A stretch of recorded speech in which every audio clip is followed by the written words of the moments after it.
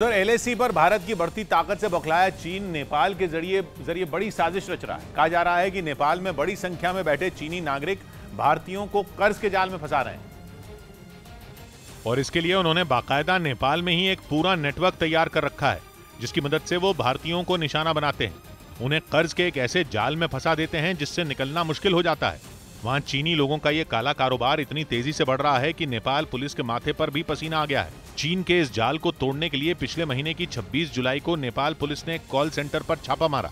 Police के मुताबिक चीन के रहने वाले लोग उस कॉल सेंटर को चला रहे थे। छापे के बाद नेपाल की पुलिस ने एक चीनी नागरिक समेत 36 लोगों को गिरफ्तार किया था।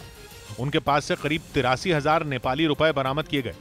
इसके साथ ही 262 लैपटॉप और 748 डेस्कटॉप जब्त किए गए थे और दावा किया गया कि इस कॉल सेंटर की मदद से चीन के रहने वाले लोगों ने बड़े पैमाने पर भारतीयों को निशाना बनाया। कहा जा रहा है कि चीन के नागरिकों ने नेपाल में ऐसे कई कॉल सेंटर बना रखे हैं जिनका इस्तेमाल करके वो भारतीयों को ज्यादा ब्याज पर लोन देते हैं और इसके लिए वो लोन ऐप का इस्तेमाल करते हैं।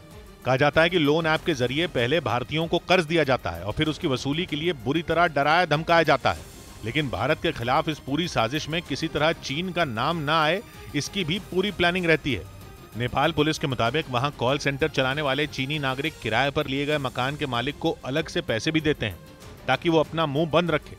यही नहीं, वो आसपास रहने वाले नेपाल के लोगों से दोस्ती भी गांठ लेते हैं जिससे उनके काले धंधे के बारे में कोई जान न सके। सबसे खास बात यह कि चीनी नागरिक कॉल सेंटर भी नेपाल के रहने वाले लोगों के नाम पर ही चलाते हैं और ऐसा करके वो पर्दे के पीछे से इस पूरे कारोबार को नेपाल की जमीन पर बैठकर बड़ी आसानी से चलाते हैं। नेपाल पुलिस के मुताबिक वहां चीनी नागरिकों की गतिविधियां इतनी बढ़ गई हैं कि वो चाइना टाउन बन गया है, यानी नेपाल के हर हिस्से में चीनी लोगों ने अपने पैर पसार दिए हैं।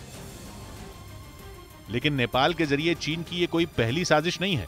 वो वहां रेल नेटवर्क बिछाकर भी भारत को घेरने की तैयारी में जुटा है। इसके साथ ही वो नेपाल को कर्ज के जाल में फंसाकर भारत के पड़ोस में पैठ बनाना चाहता है। असल में चीन भारत और अमेरिका की अक्टूबर में होने वाली एक ड्रिल से भी बौखलाया हुआ है।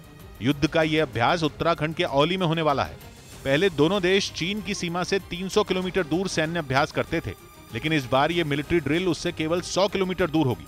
माना जा रहा है कि इसी वजह से परेशान चीन भारत के खिलाफ नई नई साजिशें रच रहा है।